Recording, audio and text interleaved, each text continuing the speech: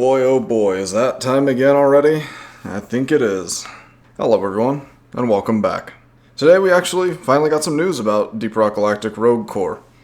To answer a few big questions that I'm sure a lot of people have up front, this game is going to be comprised of entirely new enemies, so no recurring glyphids or Mactera or anything we've seen before aside from the core stone crawlers. The early access for Rogue Core is now planned to be in Q4 of 2025, so once again, still about a full year from where we sit right now.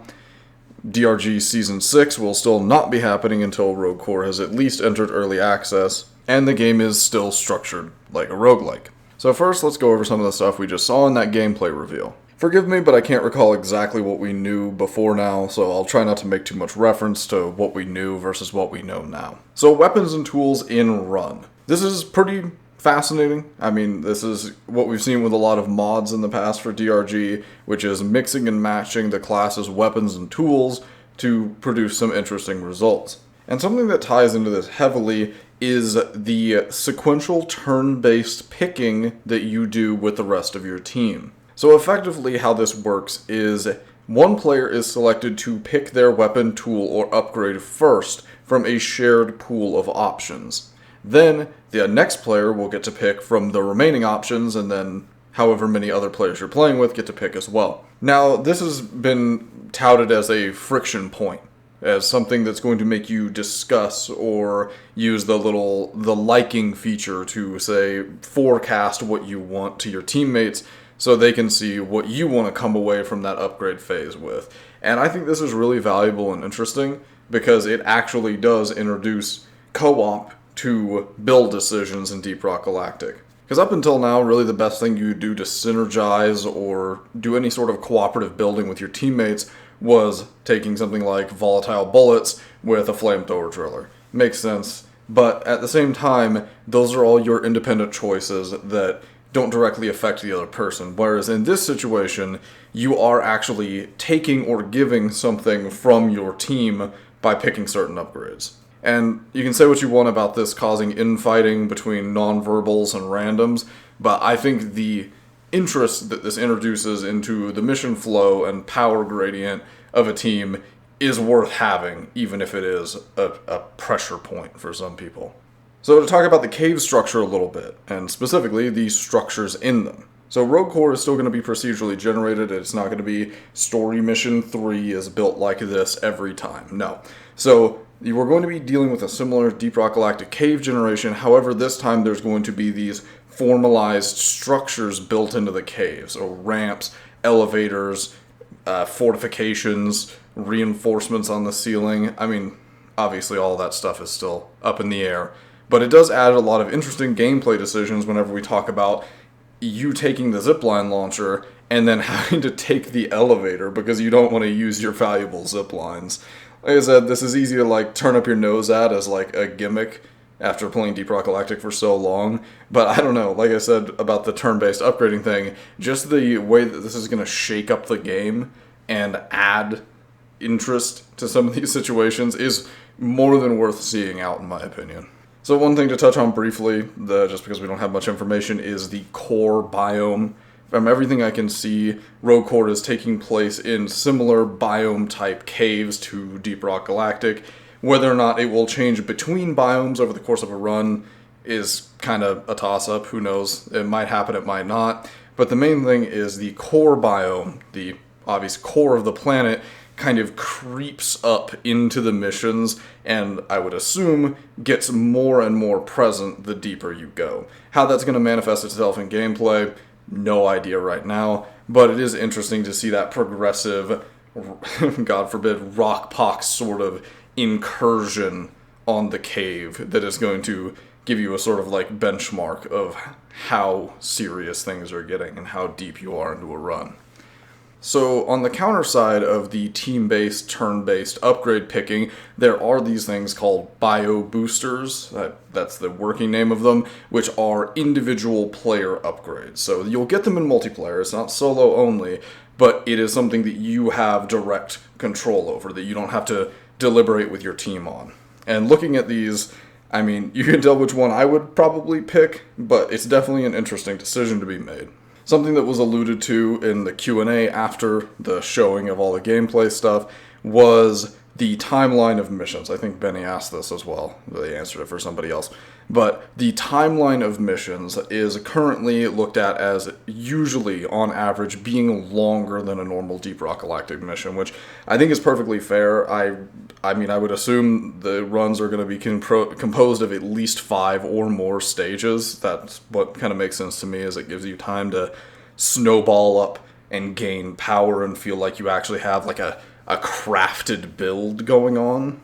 So, I mean, it just makes sense to me that they're going to be longer than normal Deep Rock Galactic missions. I hope the individual stages are much more bite-sized and quick to get through. It seems like they would be, but, I mean, I would love to also have some sort of grand mal objectives that actually require something more. So, like, it's something to the scale of Escort or a Haxi at some point, because you can't have everything be super fast and simple. So, it'll be interesting to see how that manifests. So, ammo economy. There's not going to be resupply pods or nitra. The way that you're going to handle ammo economy is you can find ammo crates in the cave that your team can pull from, or you can alternatively select ammo whenever you would be getting a weapon upgrade. So you could forego upgrading your weapons to refill them in ammo in a desperate situation. So Expenite is something we heard about before. We never saw it until now. Apparently this is a placeholder model, so the green sprite crystal is far from final. But effectively how this works is you're going to deposit this into the little flying drone you have. I think it's called Ellis. Don't know what Left 4 Dead has to do with this, but that's beside the point. And once you've deposited enough of it, presumably this amount requirement would increase over time, all the players need to gather around the drone, and then you can, once again, upgrade and select upgrades in the turn-based upgrade system with your team. I'll get into this a little bit later, but this does worry me just a little bit. But we'll move on. So we got to see some more enemies from Rogue Core. Like I said at the beginning, there is so far no returning enemies from Deep Rock Galactic aside from the Core Stone Crawler. So I won't spend a ton of time on these because I'm sure we'll see lots more of them in the future. And additionally, I've dumped the raw VOD of this section onto my channel. So if you really want to see these things wriggle and writhe around and hear the developers talk about them, more than welcome to do that. I'm not going to spend a ton of time on it because at the end of the day, these aren't final. We're not seeing them fought with real weapons, so trying to glean any sort of relevant information would be pretty hamstrung. So we'll just talk about their roles instead. So first we have the Creeper. This is effectively the grunt replacement. And based on the dev menu that we could see in the footage that they were presenting us with, there is also a Creeper Guardian and Creeper Warrior. So further supporting the idea that these are effectively the grunts, the Guardian being the grunt guard, and the Warrior being the slasher. Whether or not they'll manifest the same way in gameplay, total toss-up, but I think that's pretty formulaic for Ghost Ship at this point. Next we have the Scorcher, which is kind of like a Creeper, except it shoots at you from relatively close range. These aren't super comparable to anything we've seen before. It's more like a ground-based Mactera that shoots an arcing projectile at you. But from what I can tell, that projectile doesn't have splash damage, so it's a mix of a lot of different concepts. They do seem to do fire damage though, so if you were getting hit by these a lot, then maybe taking some sort of fire damage resistance at an upgrade point would be useful. Then we have the Clamor Head, which is, by the dev's own admission, the soft replacement for the Praetorian. So I would assume these are going to be the most common tanky type enemies that you're going to see that are going to apply pressure to your team and potentially dislocate you. One really interesting gameplay element that I saw about this is, while it does have a similar attack to a Praetorian where it roars fours versus spitting, its weak point is on the front of it. So if you're not using longer range weapons, then you are actively incentivized to put yourself in the danger zone to do effective damage via crits to this enemy. Which I think is really interesting and very much appreciated whenever you're effectively just Control-C, Control-V-ing Praetorians from Deep Rock into Rogue Core. This huge fundamental difference in how you fight them is at least going to keep them fresh for a while, in my opinion. Next we have the Edge Stalker, and aside from being the creepiest damn enemy this company has ever made, It is effectively a gunfight, by using the devs' terms. They said they've never really explored the concept of having a gunfight in the caves. I guess Mike managed to forget about seasons 1 and 2 of Deep Rock Galactic, but moving on from that. Yeah, this thing's kind of crazy. The sight lining and, like, for lack of a better term, gunfighting with this thing is really interesting. The projectiles aren't so fast that they look like torture to play against, but effectively it's just a menace that's going to sprint in and light you up.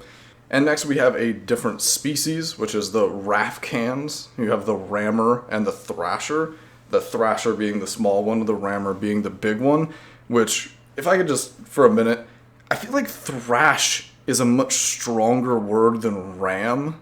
Maybe it's just me, but I really feel like the Thrasher should be the big one and the Rammer should be the small one. It just feels like a much more exotic and powerful term. I don't know, maybe that's just me, but that's my only real critique of these guys. They're effectively shredders, except not CBT to play against, because they're large enough that you can actually hit them and they don't wriggle around so much while they're on their final approach. Overall, these things look really cool. Watching the devs struggle to dodge the currently called the Rammer was a little concerning to me. It seems like the hitbox might be a little generous in the enemy's favor, but I'm sure that'll get tuned up over time. And one thing I wanted to look at before we move on is like I said, the spawn menu that they were using to load in these enemies.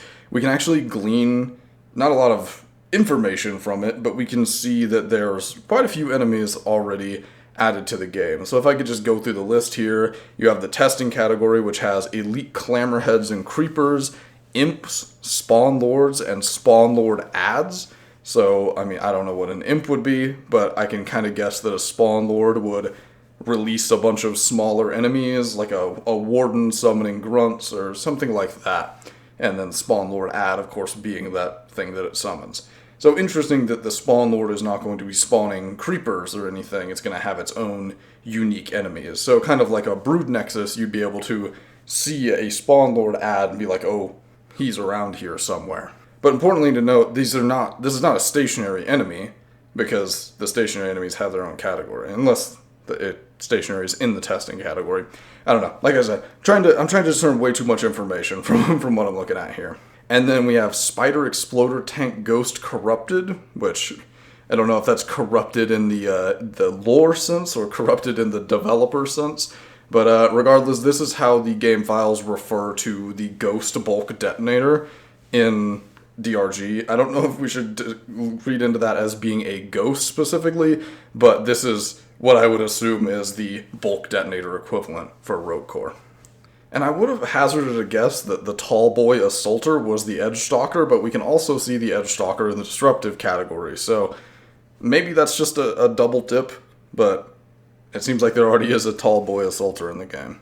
And then in the basic category, we have the things that we know: Clamorhead, Creeper, Creeper Guardian, Creeper Warrior, Scorcher, and Shatterclaw Swarmer, which is a strong name for what we associate with Swarmers being in DRG right now, so be interesting to see what those look like. And then in Disruptive, so enemies that rip you, pull you, push you out of place, the Core Spawn Crawler, so good to see that Ghost Ship is respecting that these things are really oppressive and hopefully won't be spawning dozens of them at a time like they do with the Core Stone. The Edge Stalker, which we saw, Boom Tick, which I would most likely assume is the Exploder equivalency, Augmenter, which is in the same family as the Rammer and Thrasher, so assuming it's going to be a flying enemy, but Augmenter to me screams buffing other enemies, so who knows what that is going to look like. And then the Shatterclaw Slammer, so the same species as the Shatterclaw Swarmer. Then in stationary, we have the Fulgur Vomiter, which I would assume would be somewhat akin to a Barrage Infector, maybe with damaging creep rather than bombs. The Boom Tick Spawner, which we would assume spawns Boom Ticks and can assume they're smaller enemies. And then the Augmenter Spawner, which, now that I'm reading it, makes me think that the Augmenters are the flying swarmers. So maybe we're not safe from shredders after all. And I don't know what the fuck a Wallmouth is, But if it's anything like a cave leech, I feel like it's going to be a real staple of people who walk around without looking up, or maybe at the walls in this case. And then we can see one more category to the right. As far as I can tell, they never moused over to it, unfortunately, but my guess is that that is bosses, and that there is one boss listed so far. Whenever asked about it during the Q&A, the devs very commonly use the term bosses. We're working on bosses. We learned about making bosses from DRG, so I would assume there's going to be more than one, but it looks like there's one functional right now. We're in testing. And then we have classes. So classes in Rogue Core are going to be quite a bit different than what we know from DRG. Rather than starting a mission as a class and that pre-establishing what kind of gear you're going to be carrying, traversal tool, and the role that you're playing in the team, in Rogue Core, classes are more akin to a set of abilities that the gear gets plugged into. So what we saw in the demo was the Slicer and the Falconeer. The Slicer is a rudimentary kind of melee class, pulls out a sword, swings a sword, kills all the enemies in front of him and makes space. Nothing too crazy about that. And then the Falconeer has a little drone that he can launch out that will go fly around and shoot at enemies or crash into them. They alluded to the possibility of the Falconeer being able to revive teammates from range, which could be really interesting. So, and to that end, in talking about meta progression, the devs also mentioned that there's going to be your player-wide upgrades, but also class-specific-esque upgrades like perks. So that's probably where that would come in for the Falconeer, as some sort of class-specific perk if that does end up manifesting in the real game. And the other three classes that we didn't really see tooth or tail of are the Guardian, the Spotter, and the Gorgon. If I had to guess, using conventional wisdom, the Guardian is going to have a shield or some sort of deterrence field or something defensive. I mean, I think we can all guess that. The Spotter will probably have some sort of amplifying effect against marked enemies or have the ability to scan all the enemies nearby. And then the Gorgon, I would assume, has something to do with crowd control. Like Medusa turning men to stone, the Gorgon presumably has a totem that line of sights all enemies and halves their movement speed. But yeah, that's about all that we saw in the gameplay, and we extrapolated from the stuff that we saw. There's a few other things like the events in the mission and how you get upgrades that I don't want to harp on too hard right now, because to me it just seems really, really like nebulous and turbulent. And I could say there's the core, there's the rock cracker event, which you do and enemies spawn and you get something from it. Does that do anything for anybody though? So, not to harp on that too much, but I do have a couple things I wanted to hit on in terms of concerns I have walking out of this. The first thing I saw that really kind of worried me was the interaction between Expenite, the drone, and the upgrade mechanic. So in the gameplay that we're seeing here, whenever the dwarves deposit the Expenite into the drone, it immediately drops to the ground and opens up and says, "Everybody come over here so that you can pause the game and do your upgrades." Now, this immediately sets off an alarm for me, because what if you are dislocated from your team? What if you are away doing something else, getting more Expenite, getting an optional objective, doing something like that? And now, by depositing the Expenite into the drone, your team has now effectively set a mark in the cave where progression has to funnel through. Now, I'm not trying to levy this against other players or say like, oh, you can't, don't deposit the Expenite, wait until this or that or the other thing. It just really worries me about how connected at the hip the gameplay is going to be and how little expression people might have and how ready they're going to have to be to constantly run right back so that they can upgrade. Because not only do you have to deal with going through the turn-based upgrading, you also have to wait for all the players who are potentially very dislocated to come back to the drone. And this may already be the way that it is, but my immediate thought for this is please let the drone move when it's in this upgrade-ready state.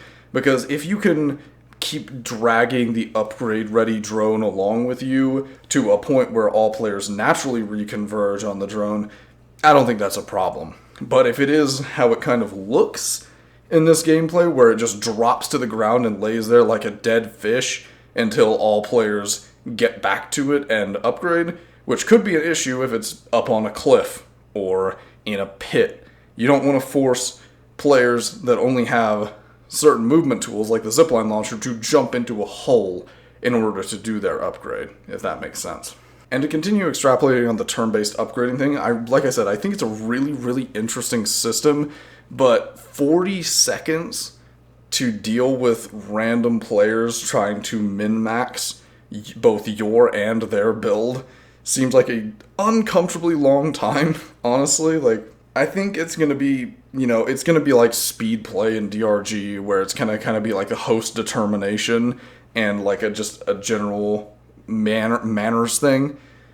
But I worry about, say you have your 3 players in a mission and you all take the maximum amount of time to pick those upgrades just because you're trying to like throw open a wiki page or pull up a YouTube guide to find like, oh, what should I be, like what elements, like what should I be going, reload speed or fire rate, or is it best to augment for fire damage? Like, that's really gross to me. I don't want that to be the way it ends up.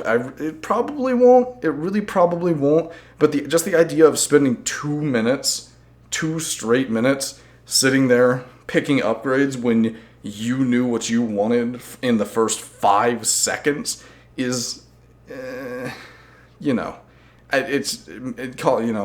it a bad habit from playing DRG fast, but the idea of having to go out of your way, regroup at the drone, and sit there while potentially everyone, scrums over the details and reads and checks percents, it just seems like a real sticking point for me, especially when playing with newer players, who in DRG, it's okay, because, they get downed, you have to go revive them, but whenever you're actually put at the mercy of a new player picking upgrades who you can't communicate with, and them taking the time to min-max it, I don't think it's wrong for them to do that. Like, I think they should have that time to pick, but making the whole team wait is like, I can't think of a solution, but it's really, really kind of sketchy. Other than that, we have the ship, the ramrod, the hub. I didn't talk about it in the actual content of the video because, like I said, I don't have no information to go on, so I'm not going to say, yes, and we have a hub ship where there might be a bar and you can probably start your missions and pick your class and stand around with other players. No value added. That we all know that already. My only real concern with the hub ship is that they retain the tight, linear design of the space rig, where you can very quickly, if you know what you're going to do, you can very quickly tweak 1 or 2 things on your build, pick the mission, and get going. Like, not a lot of snaking tunnels, not a lot of tucked away terminals, or convoluted design that's supposed to emulate real world. I don't want the armory on the opposite side of the ship from the bridge where you start the mission. Is that more realistic? Because, you don't want to keep guns in the cockpit, but, just a slight thing. Don't think that's going to be a problem, but that would really suck if that was to be an issue. And a question that was brought up during Q&A, which got kind of booed by pretty much everybody, very unjustifiably in my opinion, is what is going to be the level of confusion between Rogue Core and normal DRG whenever we're talking about Rogue Core versus Deep Rock Galactic, or just parallel to Deep Rock Galactic in those shared spaces, like the main Discord, my Discord, the subreddit, because yes, there's going to be a Rogue Core channel in the Discord, there's going to be a Rogue Core subreddit, there's going to be a Rogue Core channel in my Discord, but inevitably, those conversations are going to bleed out into other spaces, and whenever we start a heated debate about the balancing of GK2, and 20 messages into the exchange, someone says, oh, well, I just don't understand why the plus 25% upgrade to damage is relevant when it doesn't hit any breakpoints. and everyone has to stop and go, what? What? Oh, you're talking about Rogue Core, the legendary upgrade in Stage 2. I don't know. I think it's a very valid concern, considering how nebulous the conversations surrounding Deep Rock Galactic already are, with everybody using different abbreviations and shorthand to refer to overclocks, deep dives, modded difficulties, and whether or not someone's even talking about modded whenever discussing balance of the game. I don't know. I think it's a very valid concern to say using a lot of the same terminology, weapons, and just game language in two different games that are going to be very, very shoulder to shoulder with each other. I don't know. I think it's not really anything the devs are responsible for solving, but it's definitely a concern, and it's going to be interesting to see how we navigate it. And then the dead horse that you knew I was going to beat anytime we're talking about Rogue Core, which is the inevitable reality that the devs have once again reiterated that DRG is not going to be getting Season 6, or by extension any sort of major content updates, until Rogue Core is at least released into early access. And that is now Q4 of 2025. So, I mean, whenever all the Rogue Core stuff started, like we were saying, yeah, it's going to be about a year after Season 5 until we get another Deep Rock Galactic update. It's been a while since Season 5 came out, and now it's a year until another Deep Rock Galactic update. We've waited an indeterminate amount of time, and it's still a year. So, inevitably, and hopefully if they need it, Rogue Core is going to push back further, and by extension is going to push back DRG's content even further. Like I said, there's no real solution to this. I don't think parallel development for these games is the right decision, and even when Rogue Core does come out into early access, I mean, that's going to steal a lot of attention from DRG's content. DRG's content is going to steal a lot of focus from Rogue Core, so it's just a really messy situation to walk into, and I don't really know what's going to happen with it, but the long and short of that being that we've got still a year until more Deep Rock Galactic content, which, I'm taking as a blessing because it allows me to make some more structured, beginner content for DRG now that it's in a more stable state and not receiving any updates for a while. But, it's just, I've become a lot more centrist with it, but there are plenty of people who are never going to stop resenting Rogue Core because it is delaying content for the game they actually want to play. Say what you want about DRG and Rogue Core sharing the same sort of DNA and the same movement system and developers and everything like that, but at the end of the day, they are different games. That's why it's not an expansion for DRG, it's a different game. And inevitably, because of that, it is putting a lot of people's favorite game on hold. Until Rogue Core comes out, I'm not going to say I even like it. It seems like a cool idea, it seems fun, and I like what they're doing with it, but until I can actually play it, DRG is my favorite game. And I don't know if Rogue Core taking all of its steam away for years is going to be worth it. I really hope it is. I hope everything turns out okay, and it's a fun game worth the wait, and DRG gets back on track. But it feels like DRG got cut down at in the middle of its rise, still on the rise, and for what? And we don't have the answer to that question yet. That's something they actually touched on the stream, is that DRG Season 5's launch was their all-time player high. So, like we were talking about, it's still hard to justify whenever the game is doing as well as it ever has done, to be like, okay, well, stop. We're gonna not do that anymore. But I'm trying to stay positive. All the Rogue Core stuff looks really cool.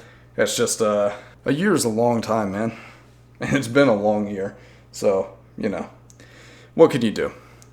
Anyways, if you want to watch the raw VOD, see the enemies in there in all their grand detail, you can find that link down below. It's all just publicly posted on my channel, so it's easy to find. But that's about all I have for you today. As always, thank you for watching, and have a nice day.